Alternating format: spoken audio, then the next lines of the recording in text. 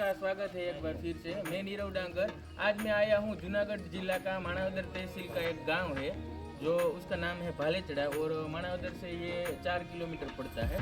और ये एक ऐसी जगह पे हम आए हैं और ऐसा इतिहास ला रहे हैं जो आपको भी ऐसा लगेगा कि भाई ये कुछ अलग ही जगह है और अलग ही इसकी यहाँ खासियत रही है। और कहीं कहीं से भी लोग यहाँ ना अपनी श्रद्धा के पूर्ण करने के और अपने जो भी कष्ट है उसका जो भी निवारण है और संकल्प की सिद्धि से वो जो प्रार्थना करते हैं उसको चढ़ाने के लिए वो यहाँ आते हैं।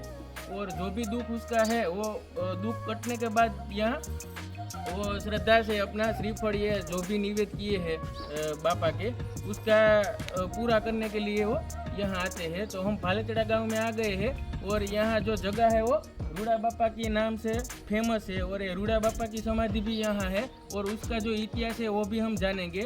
जो ये रूड़ा बापा है वो पाटीदार समाज से बिलोंग करते हैं और उसका ये मूल गांव यही है। और अभी तो इसकी चौथी पांचवी पीढ़ी है लेकिन वो लोग अभी अमेरिका में और राजकोट में बाहर है, तो उसको भी हम कवर करेंगे। और इसके पौत्र के पौत्र अभी यहाँ है, उनसे हम सभी बात जानेंगे और रूड़ा बापा की समाधि का दर्शन करके फिर उसके जो भी पर्चा यहाँ हुआ है और जिन जिन लोगों का भी दुख दूर किए हैं और जो भी प्रॉब्लम है उसका बापा ने ये दुख को वहीं से ही मिटाया है, तो उसके बारे में भी हम जानते हैं। तो आइए आप बने रहिए, पहले दर्शन करते हैं फिर उसके बाद में हम सब जानेंगे, आपको बताते हैं। आप बने रहिए अभी, ठीक है? मैं अंदर आपको दर्शन करवाता हूँ।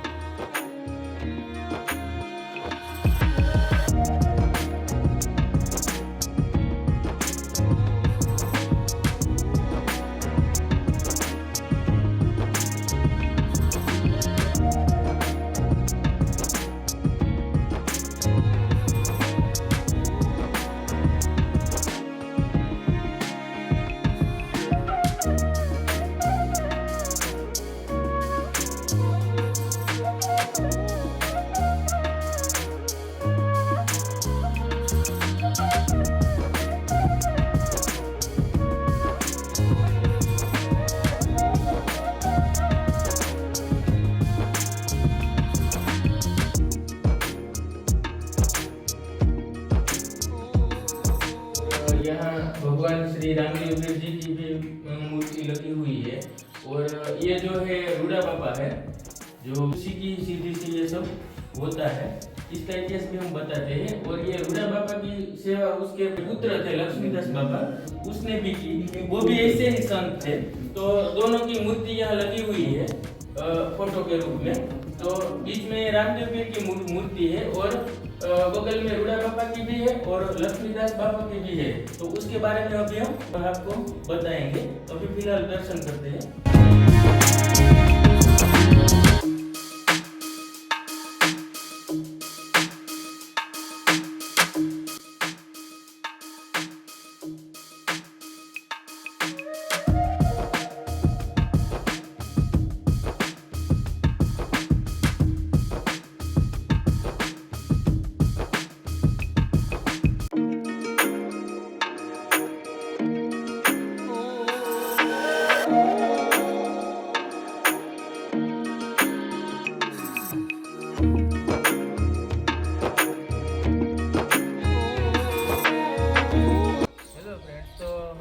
मंदिर में दर्शन किए और मंदिर में भी आपको भी दर्शन करवाए। और यहाँ जो रूड़ा बापा थे उसी की समाधि यहाँ पे लगी हुई है। और जैसे हम सनातन में जैसे भगवान पे कोई श्रद्धा रखते हैं, हमारा हिंदू धर्म का पहले से ही ये श्रद्धा रही है। और जैसे श्रद्धा भगवान पे है उतनी ही उसके ऐसे संत पे भी हम करते हैं कि कहीं पे भी हम जाए और अगर ऐसे कोई सिद्ध संत हमें मिलते हैं तो अभी भी उसको हम भगवान की तरह ही पूजते हैं। और इसका इतिहास भी ऐसा ही कुछ रहा है कि ये जो रूड़ा बापा थे वो गिरनारी संत के साथ तो कनेक्ट थे और कभी भी यहाँ से उस टाइम पे जाते थे तो गिरनार के साधु संतों की सेवा में वो अपना कभी उसको टाइम का भी पता नहीं रहता था और वो कभी कभी तो बहुत टाइम बाद घर पे वापस आते थे, ऐसा इतिहास रहा है। उस टाइम पे ना जो संत के वो आशीर्वाद से रूड़ा बापा को ऐसी सिद्धि मिली थी कि भाई जा तू ये काम कर और कोई भी तेरे पास दीन दुखिया है ना तो उसकी सेवा कर, ऐसा साधु के आशीर्वाद मिले थे रूड़ा बापा को। तब से लेके ये रूड़ा बापा यहाँ पे अपना जो भी हो सकता है तमाम लोगों के सेवा की है। और यहाँ कोई भी दुख हो मतलब कि तो उस टाइम पे इतनी हॉस्पिटल दवाखाना ये कुछ नहीं था, तो उस टाइम पे कोई भी बीमारी होती है, सांप काटता है या बिच्छू काटता है या कोई कंकड़ या वो काटा है वो लगता है, और उस टाइम पे जो पेन होता था दुख होता था उसके लिए कोई दवा नहीं थी। उस टाइम पे बाबा अपने यहाँ बैठते थे और कोई किसी को भी ऐसा दुख हो और जो ये कंकड़ काटा लगा है उसमें कोई ब्लड ये पस भर जाता है और चल भी नहीं पाते हैं, वो लोग को बूढ़ा बापा ऐसे ही अपने मंत्रों से सिद्ध करके वो उसको यहाँ से फिर वापस चल पाए इस तरह से यहाँ से भेजते थे। तो बाबा ने बहुत सेवा की यहाँ और संत की तरह जिंदगी यहाँ पे गुजारी थी और बहुत सारे लोगों को इसे ऐसे दुखों से बाहर किए थे। तो उसके बाद उसके बेटे लक्ष्मीदास बापा, उसका भी फोटो हमने आपको दिखाया है। और ये जो है वो पाटीदार समाज से बिलोंग करते हैं, तो पाटीदार समाज में उस टाइप पे संत के हिसाब से ये ज़्यादा बाहर रहने से रूड़ा बापा तो अपने घर पे भी ध्यान नहीं दे पा रहे थे। वैसे उसके घर में पहले से श्रीमंत थे, ऐसा कुछ नहीं था, पर फिर भी उसका लगाव तो ऐसा ही था दीन दुखिया की और बाहर के कोई भी लोग हो उसकी सेवा के लिए, तो पूरा टाइम उसमें ही जाता था। और ये हमारे साथ है विठल भाई, ये उसके चौथी पीढ़ी के पौत्र है, उसके बेटे हैं, तो उनसे भी हम कुछ जानते हैं। तो विठल भाई ये रूड़ा बापा है वो आपके परदादा हुए ना? हाँ, परदादा। ये मेरा परदादा है और उनका जीवन अलगारी था पहले से। संसार में रहने वाले आदमी जैसा नहीं था। नहीं संत उनको गिरनारी संत का कोई आशीर्वाद मिल गया था, उनकी वजह से आज भी लोगों को जो भी दुख होता है तो अपने आप मानता करते तो अपने आप मिट जाता है। सिर्फ संकल्प से ही आपका दुख वहीं से ही खत्म हो जाता है। कोई भी आपको दुख है और अपने घर पे आप रूड़ा बापा का संकल्प करें कि भाई मुझे ये प्रॉब्लम है, अगर ये ठीक हो जाता है तो मैं यहाँ आकर आपके दर्शन करूँगी और श्रीफल और या तो दिए जलाऊंगी। सिर्फ और कोई पैसे की ऐसी कोई मन्नत की ज़रूरत नहीं है कि भाई मैं इतना पैसा चढ़ाऊंगी इतना पैसा, ऐसा कुछ नहीं है। नॉर्मली जो भी हम श्रद्धा कर सकते हैं, एक संकल्प करें अपने घर से कि भाई मुझे ये प्रॉब्लम है, अगर ये प्रॉब्लम मेरा ठीक हो जाता है तो मैं आपके वहाँ आकर दर्शन करूँगी और एक श्रीफल वधेरूंगी या वहाँ आके दिया जला दूंगी। तो नॉर्मली जो यथाशक्ति अपने हिसाब से जो कर सकते हैं वो संकल्प करें और आज भी अभी भी कोई भी दुख हो आपका तो मिट सकता है। तो मैं अपना भी बोलूँ कि जिस टाइम पे मेरी बीवी को दांत में दर्द था और उस टाइम पे प्रेग्नेंट थी, तो मैंने डेंटिस्ट को बताया तो उसने बोला कि भाई आपको मैं कोई दवा नहीं दे सकता इस टाइम पे और इसमें स्टेरॉइड होती है, तो फिर अंदर प्रेगनेंसी के कारण बच्चे को भी दिक्कत होगी, तो मैं कोई दवा नहीं दूंगा। आप नॉर्मली उसको बर्फ जिसे या कुछ और गर्म पानी से वो करे तो ताकि वो सूजन कम रहे और पेन भी कम हो। फिर जाके मेरे पापा ने बोला कि भाई एक काम कर, तू यहाँ रूड़ा बापा है उसकी जो तू संकल्प करके मन्नत मांग ले कि भाई ये दांत ठीक हो जाए तो मैं एक श्रीफल या सोपारी चढ़ाऊँगा। तो फिर उसको मैंने मन्नत मांगी, तो उसी दिन से 2 दिन बाद वो सूजन पूरी चली गई और वो दांत का दर्द था वो भी चला गया। तो फिर उसके 1 हफ्ते बाद मैं और मेरे पापा यहाँ आए और एक श्रीफल और ये सोपारी जो हम बोले थे वो दादा को चढ़ाई और यहाँ आकर दर्शन किए और उसको ठीक हो गया। मैं ये नहीं बोलता हूँ कि ये अभी मैं भी 5G यूज़ करता हूँ, मैं भी मॉडर्न हूँ, मुझे ये सब साइंस एंड टेक्नोलॉजी का भी सब पता है, लेकिन मैं सनातनी हूँ, मुझे मेरा जो हिस्ट्री है वो भी पता है और उसकी ताकत है वो भी मुझे पता है। जब कोई भी मंत्र में इतनी ताकत होती है तो वो अभी भी काम करती है। ऐसा नहीं है कि जो भूतकाल में जब हो गया अब ऐसा नहीं है, ऐसा नहीं है, अभी भी वो शक्ति काम करती ही है। तो मैं यहाँ जो मैंने देखा है, मैं सब श्रद्धा से किया था और वो ठीक हो गया था। और आज भी बापा का जो भी नाम लेकर ये कोई भी दुख हो, आप ये संकल्प करोगे, डेफिनेटली आपको भी ये फायदा होगा। और मेरा वीडियो बनाने का यही मकसद है कि कोई भी लोग हो, आज बहुत सारे पैसे में खर्च किए जाते हैं और उसका कुछ बेनिफिट नहीं रहता है। तो हम सिर्फ श्रद्धा और एक संकल्प से और दादा की दुआ हमें मिलती है और हम ठीक हो जाते हैं। तो जरूरी है कि भाई बहुत सारे दुखी लोग को हम मदद कर सके। अभी का एक एग्जांपल मैं देता हूँ। जो हमारे बगल में बैठे हैं रामजी भाई, यहाँ धीरज भाई, उसको जो प्रॉब्लम हुई थी उसके बाद उसने संकल्प किया और आज हमारे पास बैठे हैं। उसको कैंसर आया, डिटेक्ट हुआ था और फेस पे जो मुंह का कैंसर हुआ था ना, मुंह का कैंसर आया था। फिर डॉक्टर ने तो ऑपरेशन को बोला था, ऑपरेशन का बोला था, लेकिन इसने ऐसे कहा कि भाई जो भी हो दादा, आप मुझे इसमें से निकालो, मैं आपकी सेवा पूजा करूँगा। और फिर आपने सेवा चालू करी पूजा। मैं शाम को करूँ, हाँ, रोज शाम को पूजा ये भाई करते हैं और तब से लेकर आज तक आपको ये ठीक हो गया। हाँ, ठीक हो गया। तो उसकी 5वीं पीढ़ी पे ये रूड़ा बापा की 5वीं पीढ़ी, उसका पपोत्र ही है लक्ष्मीदास बापा के, नहीं, जेरम बापा के। ये तो रूड़ा बापा की 5वीं पीढ़ी है, उसके बेटे के बेटे के बेटे है। तो वो भी यहाँ सेवा करते हैं और ये भी उसके बेटे ही है। तो यहाँ अभी सेवा चालू ही है और यहाँ बहुत सारे लोग बाहर से भी आते हैं, क्योंकि कोई किसी को कांटा या कंकड़ लगता है और उसको दिक्कत होती है और पैर ऐसे रख भी नहीं पाते। और यहाँ सिर्फ संकल्प करने से आपको वो ठीक हो जाएगा। ये तो मुझे पता है, इसलिए मैं आपको बोल रहा हूँ।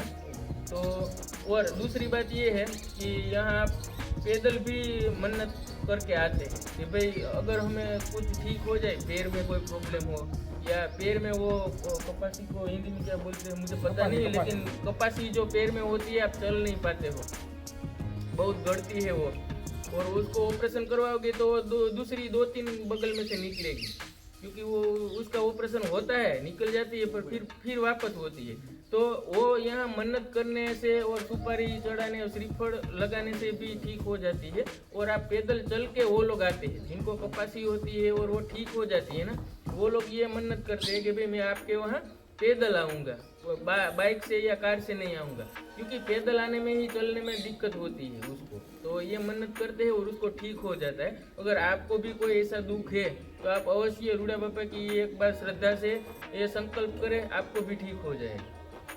यहाँ जो भी दान पेटी रखी है, जो भी पैसा होता है वो चकले की चैन में पैसा जाता है। यथाशक्ति कुछ कोई यहाँ कुछ ये लोग ना अभी उसको वेल सेट है, ऐसा कुछ नहीं है। राजकोट में भी अपना बिजनेस है और उसकी केडी अमेरिका में भी है, तो पैसे के लिए कुछ नहीं है। यहाँ आते हैं तो आप कुछ भी जो धरोगे पैसा, यहाँ जो भी फंड आएगा, डोनेशन आएगा, वो यहाँ ना वो चबूतरा बनाया हुआ है, वहाँ ये पक्षियों के लिए, पंछियों के लिए उसको दाने रोज डालते हैं ये लोग। और ये आज का नियम नहीं है, जब से रूड़ा बापा थे ना, रूड़ा बापा के अभी मैंने हिस्ट्री, जब यहाँ हयात थे और तब वो ये जो काम करते थे, तब भी कोई यहाँ आता है कि दादा इसका भोग लगाने के लिए अब मैं डोनेशन देना चाहता हूँ, आप बताओ मैं क्या दूँ। तब दादा ये बोलता था कि भाई आप एक काम करो, या यहाँ इतने गेहूँ दे दो, इतने चावल दे दो, ताकि मैं पंछियों को डाल सकूँ। तो तब भी यही परंपरा थी और आज भी यही परंपरा है कि आज यहाँ जो भी डोनेशन आएगा ना, उसमें से 1 भी रुपये ये लोग घर पे नहीं ले जाएंगे, यहाँ पंछी को ही डालेंगे। वो दान पेटी पैसा भी वहीवट की रामजी भाई करते हैं, हम दान पेटी मतलब पैसे के लिए कुछ है ही नहीं। यहाँ जो भी डोनेशन आएगा ना, वो परमार्थ के लिए यूज होता है। और परमार्थ में जो भी डोनेशन का हिस्से का जो आता है पैसा, वो पक्षियों या गैया की निरण ये सब में ही जाता है। और साल में एक बार यहाँ बहुत बड़ा फंक्शन करते हैं जो आषाढ़ी बीज को होता है। आपको भी पता होगा, आषाढ़ी बीज ध्वजारोहण होता है और आषाढ़ी बीज को यहाँ पूजा भी होती है और पूरे गांव में एक साथ खाना भी प्रसादी के रूप में एक साथ खाते हैं। तो उसका खर्चा भी वो हमारे राजकोट वाला भाई अशोक भाई देता है। तो जो ये पूरा खर्चा देता है ना वो राजकोट के उसके बेटे हैं, वही सब उसका खर्चा लेते हैं। ये डोनेशन में से नहीं करते हैं। यहाँ जो डोनेशन आता है वो तो इसमें पंछियों की वो उसमें ही डालते हैं। तो बहुत अच्छा है, जगह भी बहुत अच्छी है। और आपको ऐसा कोई भी दुख हो तो एक बार अवश्य बापा का नाम श्रद्धा से लो और यहाँ की कुछ प्रार्थना करें और संकल्प करें, आपको अवश्य ठीक हो जाएगा। कहीं से भी हो आप, ऐसा नहीं है कि यहाँ अगल बगल में हो, कहीं से भी हो।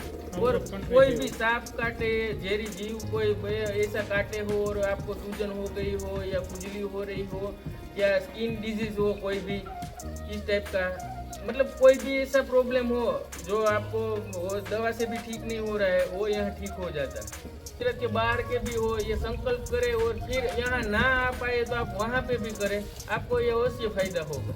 अभी हम इस लोग में विठल भाई से मिले और वो उसके पौत्र थे, उनसे सब जाना बाबा के बारे में, ये संत के बारे में मैं भी बहुत पहले से जानता था और इसका ब्लॉग मुझे बनाना ही था। तो आज फाइनली हमें टाइम मिल गया और यहाँ पे आए हैं और ब्लॉग बन गया।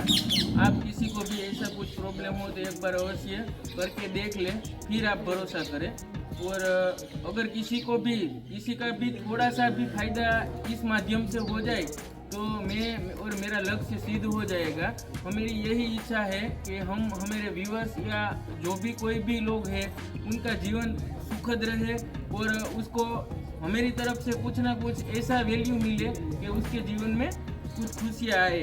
प्लीज़ लाइक करें, शेयर करें और सब्सक्राइब करें ताकि और लोगों तक हम पहुंच पाए। हमारा मकसद यही है कि सभी की उन्नति हो, शांति हो, खुशी हो और हमारी जो भी हिस्ट्री रही है सनातन की और आज जो भी हम है तो हमारे बेटे और हमारी पीढ़ी को भी पता चले कि भाई यहाँ सब ऐसा भी होता है। सिर्फ मॉडर्न का ही कोई मतलब नहीं होता है, मॉडर्न के साथ अपनी हिस्ट्री को भी लेकर चलना चाहिए।